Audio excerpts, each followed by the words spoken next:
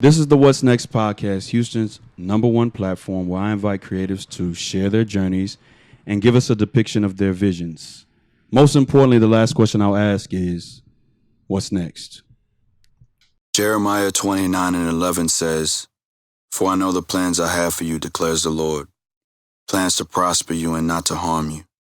Plans to give you hope and a future."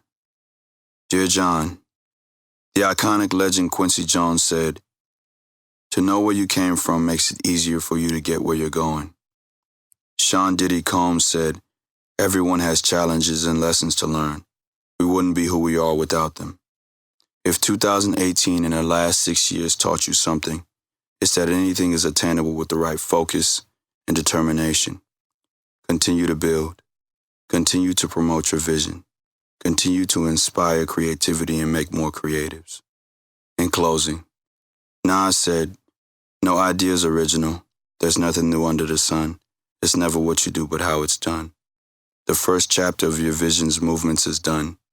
However, you're still a visionary. Peace and blessings. John Ross."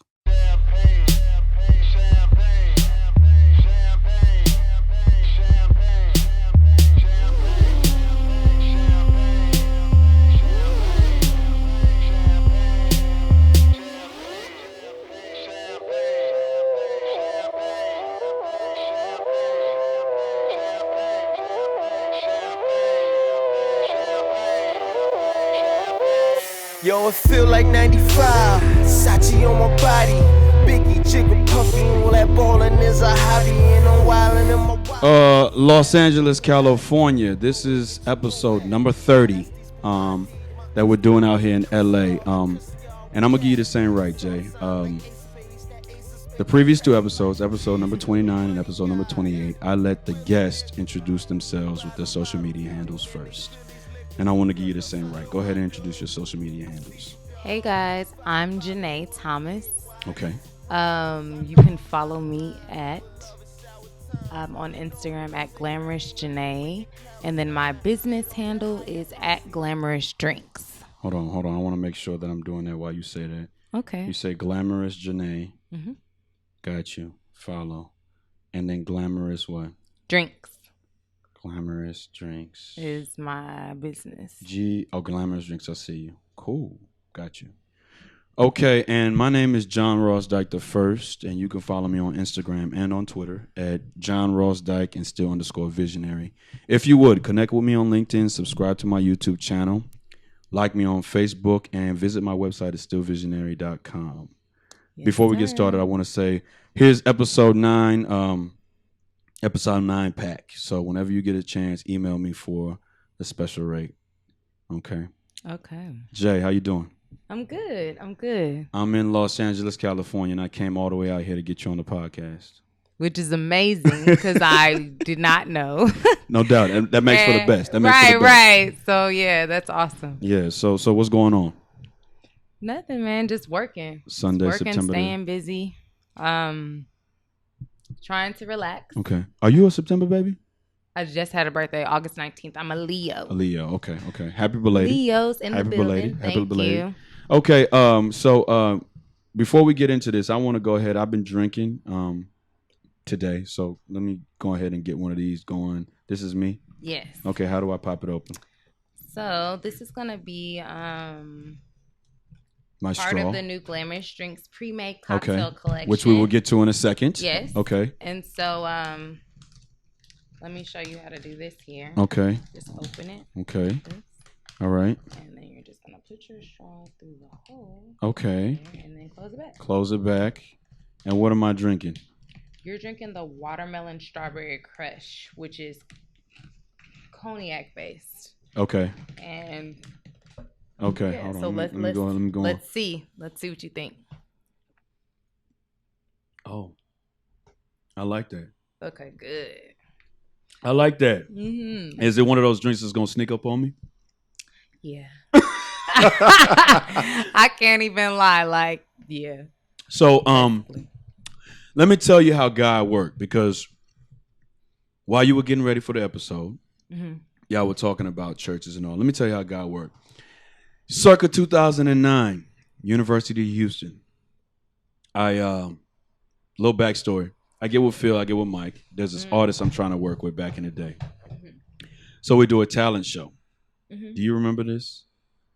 We do a talent show, and this is when you're along the lines of when you're starting to, do your whole hosting thing, right? And so you bring a camera.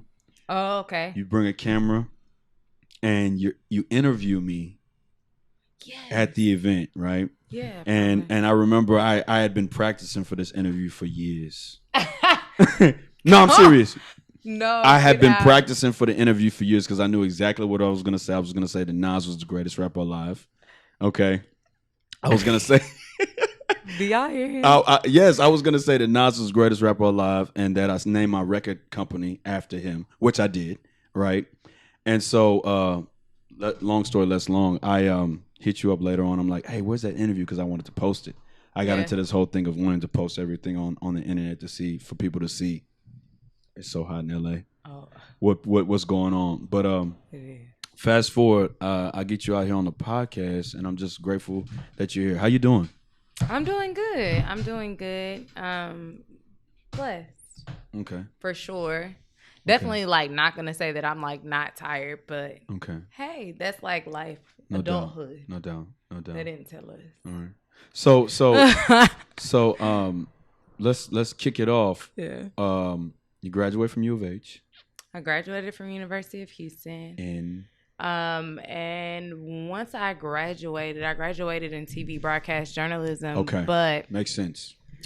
I was sending my TV reel off to, just little towns and little places. And I don't think that was for me, especially knowing the starting salary to move to Beaumont or just somewhere just small just to be on air. And I didn't understand how I was supposed to survive and take care of myself and still be this TV personality. And then, at the same time, I think one thing I realized in interning my last semester at University of Houston was I did not want to go into hard news. Entertainment news was my niche. So that was a thing too, because I was just well, how do I do entertainment? Because I really don't want to report on hard news because I just felt it was so sad. When you say hard news, what do you mean? Fires,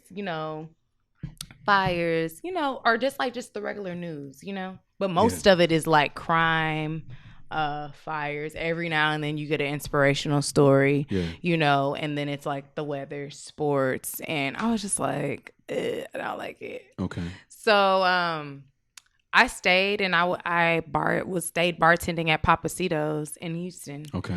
Across from Lions Stadium. That's where I worked. That's my area. That's where I came up a little bit. Yeah. Okay. So it was right there by University of Houston, you know. Okay. So I just stayed working there, and that was kind of a battle because my parents were like, well, you have a degree, why are you still working here? But when I was calculating the money, I'm it doesn't make sense for me to go to a small town and do something that I don't like. For sure. You know what I'm saying? Just because I have a degree in it. Yeah. And so that was like I said, that was a constant battle for me because, you want to make your parents proud. And you think, first of all, they don't necessarily prepare us in college for after college. They're just they kind of make it seem like you're just going to get a job. Mm-hmm. So that was a thing too. I'm I'm not even getting callbacks from some of these stations that I'm submitting to, So yeah. Why do you think that was? Well, I don't know. You know what? I feel timing and everything happens for a reason, right? Yeah, of course. Maybe if I wouldn't have got a call back, I would have settled, Yes. And went and did, the TV thing, but would I have really been in love with it and would it have been right? Probably not. Yeah. So I think that has something to do with it, as well as I had only interned at a news station for one semester, which I guess one semester is enough. But a lot of people had a lot more stuff on their reels. And my reel was mainly kind of entertainment stuff. So, which is what I wanted to do. So I don't know. Yeah. I guess I was am I playing with the lines of how things are supposed to go or, you know? Yeah. I don't know. So. Yeah. So okay. So what part of the city you're from? You said I'm from the north side. what part? Like Cypress. yeah. Well, my story is kind of interesting. I lived in Humble. I was born in Humble. Okay. I lived there for 11 years. Then I moved to like the Spring area. Okay. 45 like north. 1960. Yeah, Okay. 1960. Okay. And so yeah. So what high school you went to? I went to Nimitz because my mom worked in Aldine. Aldine. Yep. Okay. But I was zoned to go to Westfield. Okay. So that's Spring. Okay. That's right Spring. across the way from 1960. Right? Okay. Okay. Okay. Because I mean, I had a girl on here before that went to Nimitz. And she really? Yeah. Oh, Episode look at 19 of my podcast. Okay. So you're bartending at Pappadeaux's. Okay. Pappasito's. Okay.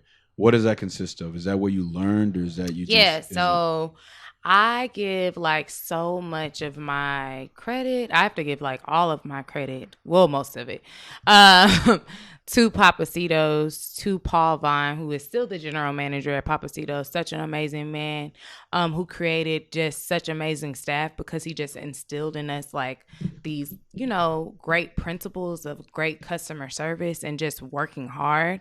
And then Dana, she was the head bartender at Pappasito's during the time that I came up, as well as the guy named JB.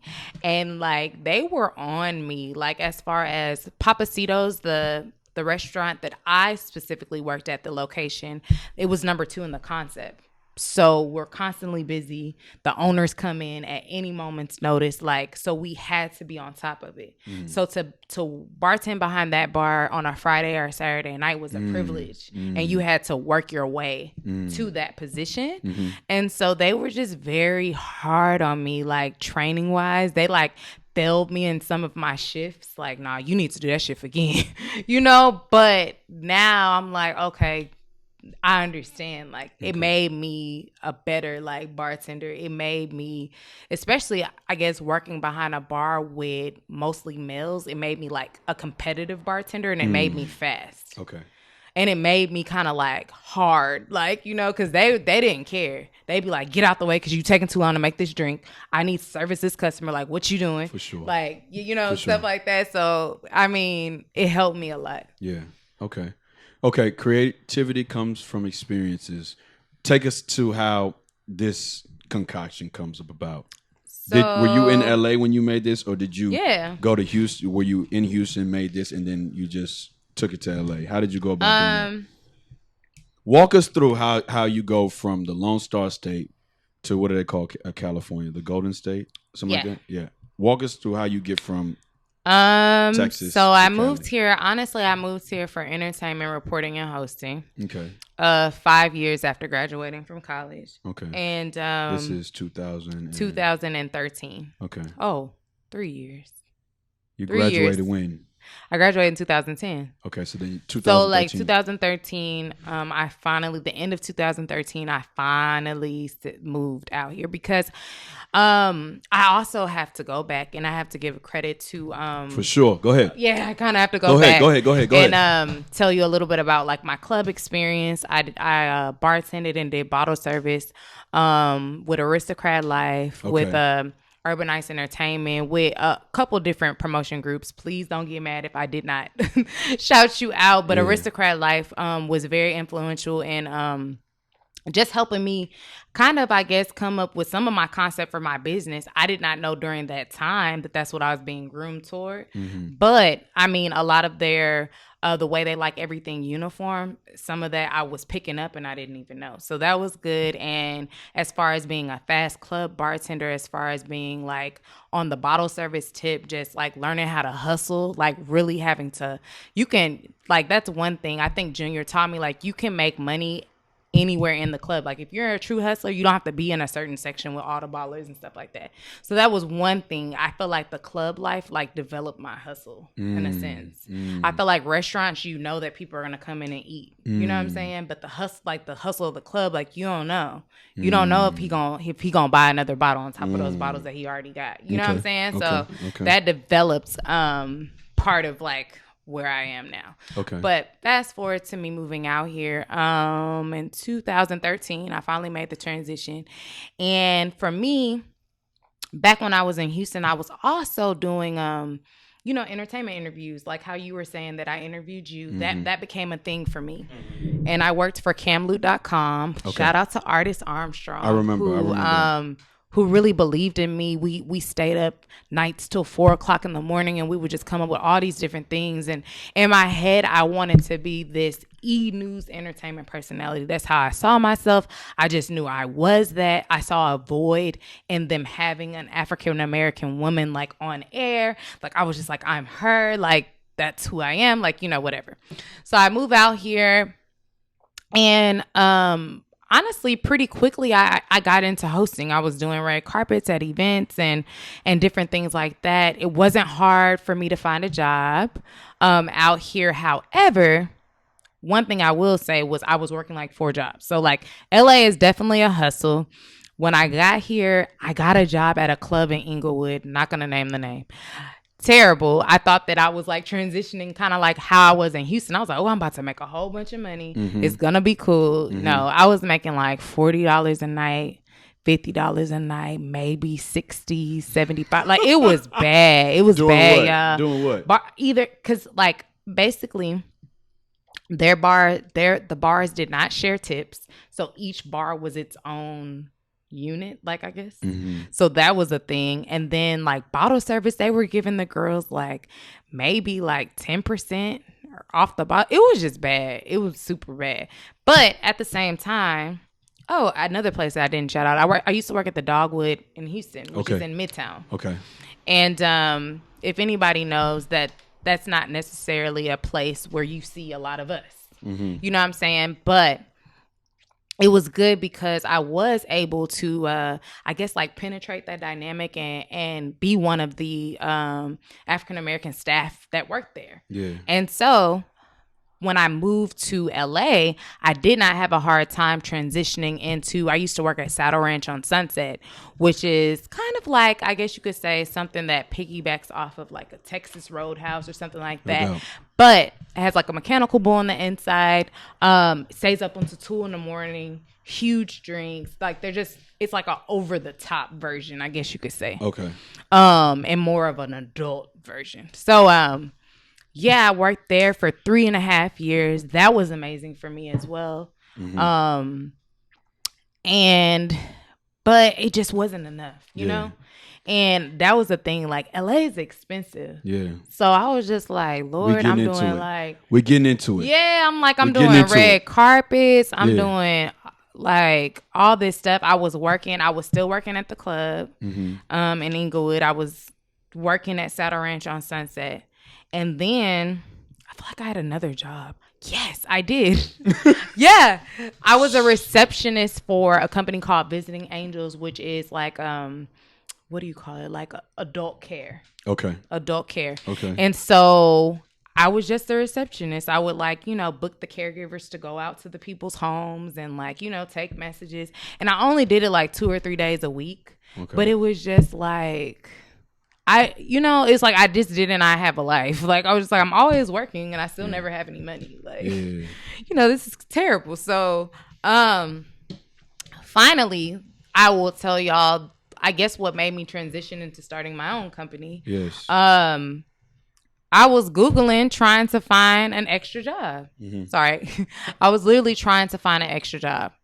And I think I was just Googling like bartending jobs, like on, what is it, Craigslist or something? Yeah, because I was just like, Lord, I need something extra. So I came across this website called thumbtack.com, and I was able to create my own bartending profile on there. And then when people needed bartenders, it sends you it sends you leads for people that need bartenders, and then you can respond back to their quote. Yeah. So at first, I literally was like,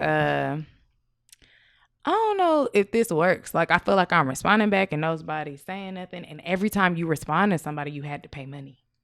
So I was like, I don't know if they're just taking my money. So it's like an actor's access. Yeah, I'm like, I don't know if they're taking my money. I don't know what's going on. And finally, somebody booked. And it was a bar mitzvah for a little boy, and all they wanted was Roy Rogers and Shirley Temples. Okay. That's all they wanted. Sprite and grenadine and Roy Rogers. It's the same thing. Coke and grenadine. Okay. Yeah, and I was just like, people pay for stuff like this? This is weird. Yeah, I was like, this is weird. People pay for stuff like this. And I was so confused, but I did the event. They gave me a 5-star review. Everything was great. And I'm like, oh, this is easy. So, and I kept still working at, I was still working at Saddle Ranch on Sunset at the moment. Okay. I had this job. Okay. I think at this point I used to work at this place called House of Macau, and I was like one of the big VIP bartenders there and like bottle service people there. And that was a good job as well, but I only worked there on the weekends. Okay. And then I worked at Saddle Ranch during the week. Okay. And then let's say I had like a private bartending gig with my business, then I would like get my shift covered or whatever the case may be. Okay. So, honestly, it started off as just being like Drinks by JaNae. That was like the name of my business, Drinks by JaNae. Okay. I had no idea that it would like develop into anything bigger than that. It was literally just me. If I respond back to a lead and somebody picks up on me like booking it, I'm like, okay, cool. I booked something, an event. So finally, one of my homeboys, this is probably 2000. Now we're in 2016. Okay. One of my homeboys, he lives in Houston, and he said, we're having something in LA, and I Googled your business and you're number 5 in LA. Damn. And I was like, what? Oh shit. Yeah. I was like, what? Let's go, man. Yeah. What up, man? Let's go. I was like, what? So I was like, really? And he's like, yeah. And so, that just sat with me. I've always been like I'm a person. I don't get no big head about anything. So I was just like, oh, okay, cool. But that like set in my head. So in the meantime of me working and stuff like that, of course, at the business that I was working at, which is Saddle Ranch, they're open 24 hours. They're open 7 days a week and 365 days a year. So they never close. So taking off for any type of holiday was always hard. And Thanksgiving, Christmas, one Christmas I had to spend at work, which was terrible. And all that, just whenever you need to get off, it was just always, can you cover my shift? Can I pay you to cover my shift? Yeah. Like, it was just always something. So that was starting to get annoying with me, as well as, what else was just annoying me? It was an instance where I booked a commercial and I told the manager like, hey, I have this fitness commercial in the morning. I really need to be off by this time tonight because, I want to look good on camera tomorrow. My commercial's at 6 a.m., I was like, I need to like make sure that I'm looking refreshed. And I was like, I already kind of have bags because I'm tired. Like, he left me on the floor all night.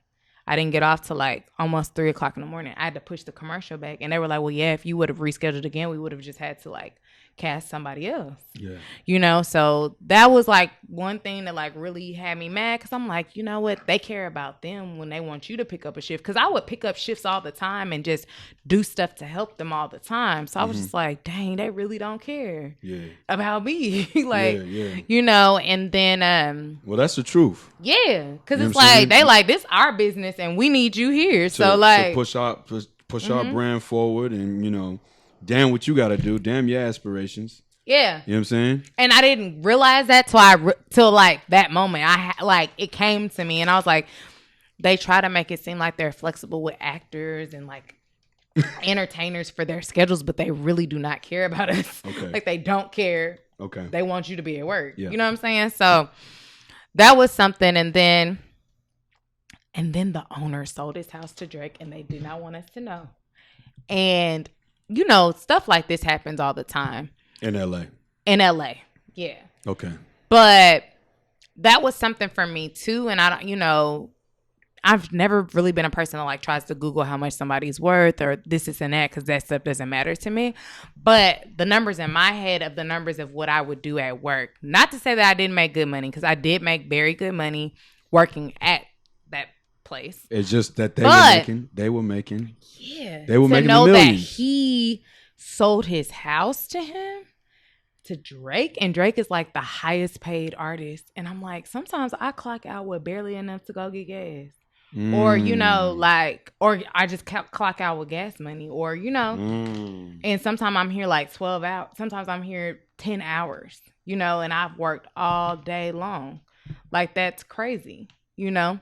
And I didn't always make bad money like that, but every now and then. Mm-hmm. So that was something that stuck in my head. And then one time the owner actually had came in and he got really upset about his coffee being cold. He got really upset about his coffee being cold. And it really made me mad because the decanters like that we had the coffee, like it was sitting after you make it or whatever. Mm-hmm. They weren't good. They weren't good ones. They weren't good quality. So it's like, you know. The what? I think it would be called a decanter, and I could be wrong, y'all. Don't quote me. But it's like what you sit the coffee in after you make it. Okay. Basically. Like the little cup? No. Oh, you little holder. Yeah, and it like screws down to keep the coffee warm. Okay. Like a canteen. Yeah, canteen. Maybe that's the word. Okay. So, they just weren't good. They weren't good, and I was just like, he has to know that we don't even have good quality stuff to like make sure that stuff stays the way it needs to. Like, why are you getting mad? Mm-hmm. And you're coming in at like 3:00 in the afternoon asking for coffee. Mm-hmm. But the way his reaction was what spiraled me into like just being like, no. And he made the girl cry. Like the girl that was serving him, she like cried. She was all frantic. And I was just like, man, that's not cool. I can't work for nobody that act like that. You know what I'm saying? Dick. Yeah. So I was like, nah. So glamorous.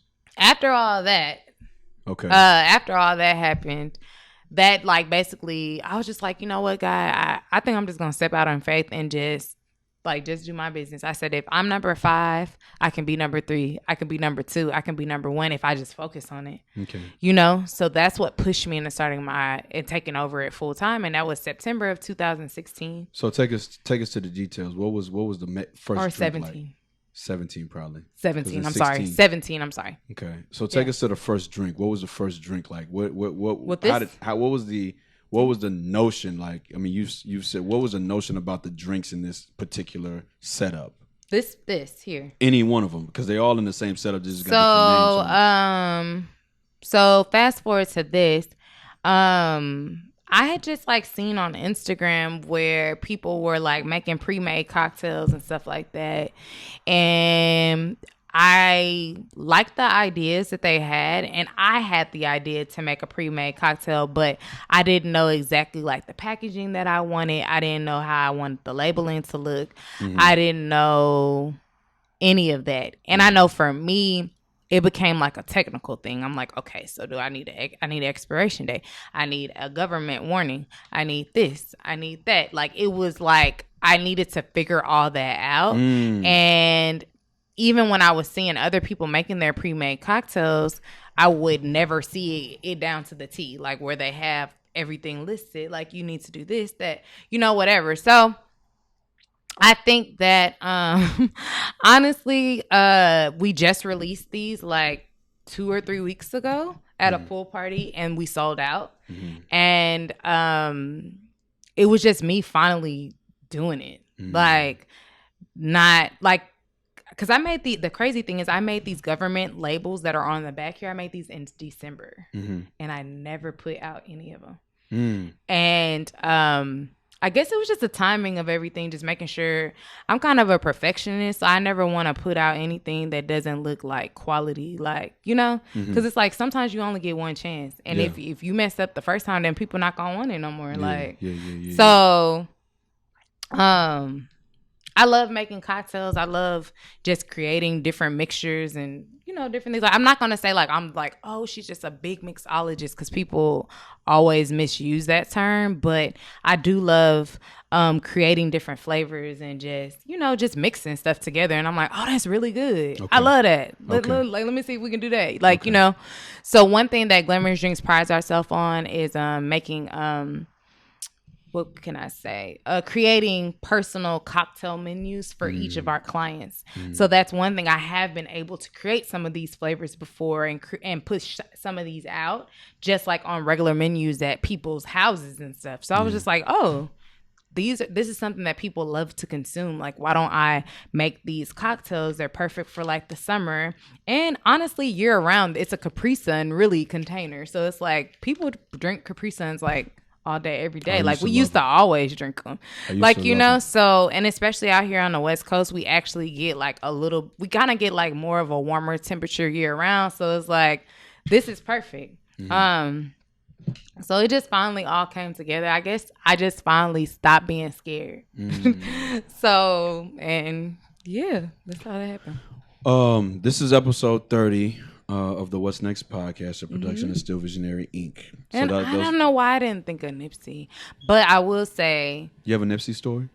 No, okay. I don't. Well, I don't have a personal Nipsey story. And that's one thing that I will say as far as like my bartending now goes. I've made it a point to where if there's something that I admire about you with his passing, I've made it a point now that if it's something that I admire about a specific artist or a celebrity or just a regular person, to just tell them in that moment, not to take for granted any moments.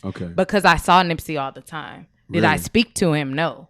Did I tell him anything? No. Have I made drinks or like been in the vicinity of like right here? Yes. Yeah. You know what I'm saying? Yeah. But to not engage, but now to understand the greatness that stood in front of me, to understand the power, like to understand how just saying hello could have sparked like a super, you know, interesting conversation. I didn't know, you know, and I took for granted the dynamic of like who he was just as a person. So now when I'm in those settings, now I definitely take advantage of those opportunities to just be like, hey, like, you're dope. Like, you know what I'm saying? Like, even, and you know, it's kind of weird because sometimes you feel like if I give somebody a compliment, what if they like blow me off or whatever?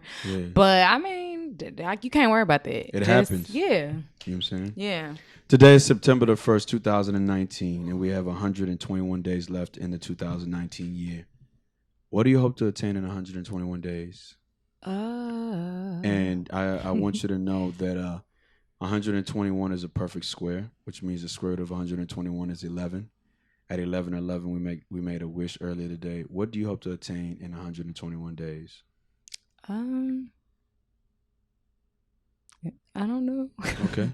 In 121 days, I would just hope that Glamorous Drinks is more established than what it is. I would hope that we're doing it like at least 5. This week we did 5 events. Okay. But I'm hoping that even in each weekend, we can have at least 3 to 4 booked every weekend. Okay. To where I have staff out all the time. And I have staff working most of the time. Okay. But yeah. And that these cocktails, and then we also have punches become like a regular thing. Okay. And not just kind of like a every now and then thing. Okay. And I don't know. I'm not really, you know, people like write down. Is it a day-to-day thing for you? Yeah, I'm not really a person that's like, okay, so by this date I need to do this. I've never been that person. I never had a business plan for this. Like, I just But that's real. Yeah. I can appreciate that. Yeah. Because, you know, I think what it was that you got training that you didn't know. Yes. And you hustled. You got training that you didn't know. You hustled and the opportunity came. Hustle and motivate. So, so the opportunity came and you just seized it. Yeah. You presented a great product and that just took you off. Yeah. And it was never the plan. Like, it was never my plan. So I think that, I kind of just let God like kind of guide me on how we're going to do it. I mean, like, and one thing I was speaking about with someone the other day, I'm like, you know, I've gotten so busy to where I haven't really acquired new clients. I have so many referral clients calling or regular clients now that I haven't been on the internet like trying to get new clients, which I'm like, I still want to grow. And they were just saying how good that is, you know, but we still have to grow. But it's like, I'm just blessed. And so planning is, I don't ever just be like, hey, I need to do this and this has to happen this way by this date. It's just kind of like, you know, well, if God says that it's going to happen, then it's going to happen, because he always brings me great clients and they always bring me great referrals. And it's just been really, really good. So if a girl from back home, where we come from, happens to watch your Facebook, or your Instagram page, and she's like, "Oh, she makes drinks. Oh, she makes drinks." What advice are you gonna give her to get started in her own lane? It doesn't have to. She doesn't have to follow suit. Nas said once, "No idea is original. There's nothing new under the sun. It's never what you do, but how it's done." How do you go about giving advice to this young girl who wants to be a boss, doesn't know the direction, but is, i.e., let's just say a server at a restaurant, which is a common thing in college? What do you tell her to think outside? How do you tell her to think outside the box so that she can make this a business? I think that you have to be motivated to not want to work for anybody. Like to not, like my thing was like people tell you gotta be at work at 3.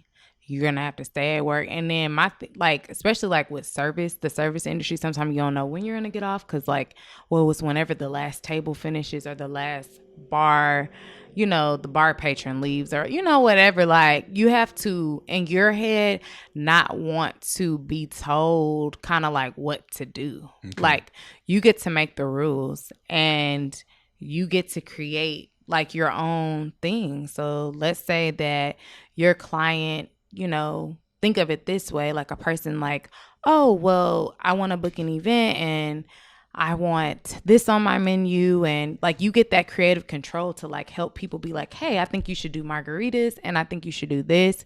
And you get to like control things. And I guess like, and it's all like psychological. So it's like one of those things. I don't necessarily know if I can give advice, but it's like you have to mentally want to control your own destiny in a sense, and like control your like day to day. Each day for me looks different.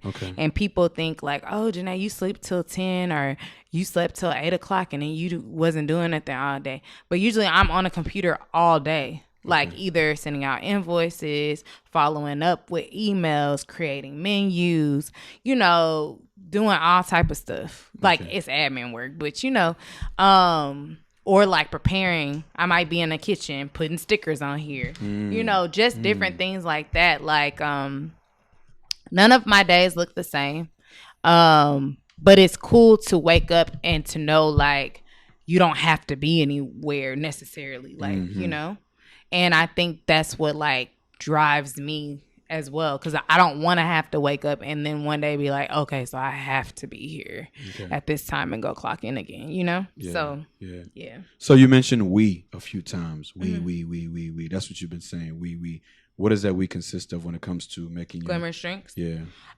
So in what context did I say we? You said we like in, because I'm thinking. Oh yeah, so I have staff. I'm thinking you may have somebody that counsels you. I'm thinking you may have somebody that helped you print. Well, did you print these by yourself? I printed them and I created everything. I created these labels by myself. But as far as like, I have some excellent staff. Megan, she's like one of my people. Dominique, Summer. I have just like some excellent people that work. And Megan helped put all the labels on here while I'm like making the mixtures that go inside.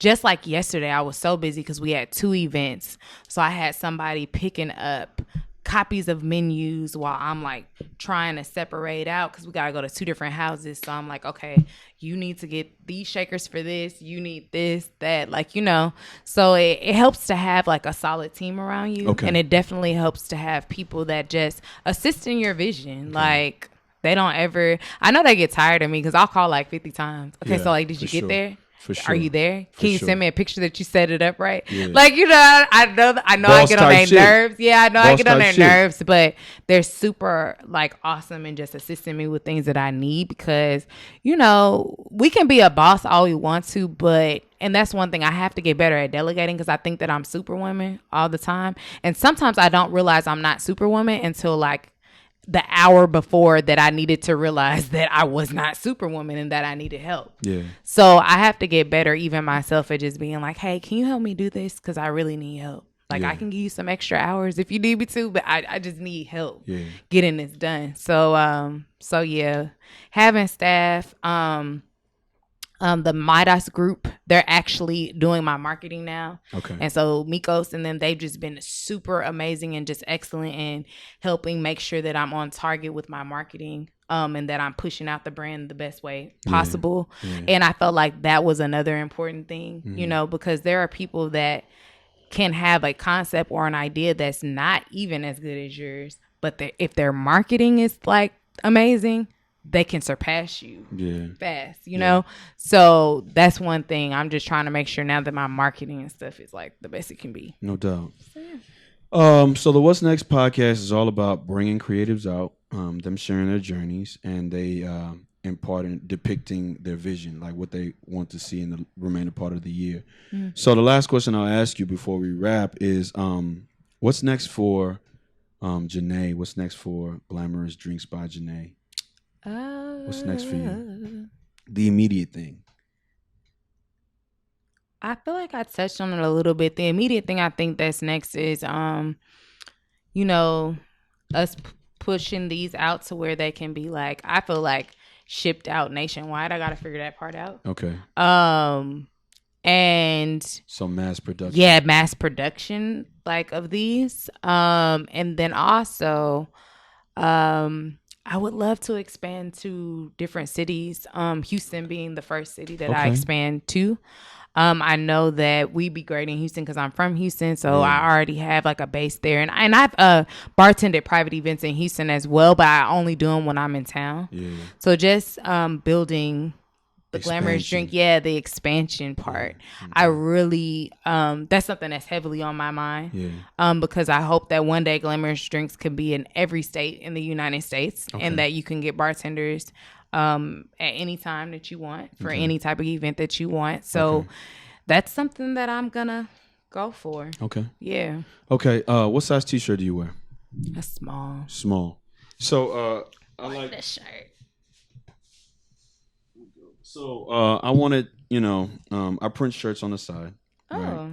And so this shirt right here is an exclusive from my company. Sometimes I feel that people bring people on their platforms, but they don't impart nothing on them. You know what I'm saying? You brought a drink, and this episode is actually dropping September the 17th. That's my birthday week. I'm on the 18th, that Wednesday. So I appreciate the birthday drink. This is a t-shirt from my company to you, man. Thank you. I know when you wear that, I know that you on my podcast. And we did the podcast in Los Angeles, California. We sure did. I want to say shout out to my wife. I want to say rest in peace to my son. And I want to say shout out to you. Shout out to Kayvon. Shout out to Asia who let me use her spot. Houston, Texas. Not Louisiana.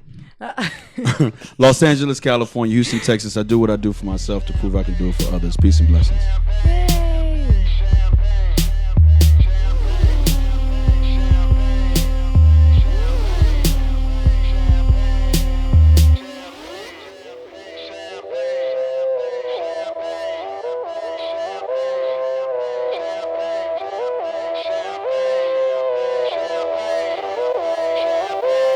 Yo, it feel like 95, Sachi on my body, W.Y.D.G.Y.H.T.I, all that ballin' is a hobby, and I'm wildin' in my wallies, them valleys, no Pilates, more weight get you more wet, nah that's these Spumante, my crystal ball, I see crystal, I crystal y'all with that, I saw the sign like Ace of Spades, that Ace of Spades get cracked me like, cheers to the money guys, the Willie niggas, who buy them bottles, and then they spill these liquors, yo, salute my dude. I see you, dog. 5 bottles, 1 dick. Why I need 2 bras? I know I'm out of line, but love is shower time. You know it rose rain when your cloud is 9. Get off that high ass hussy.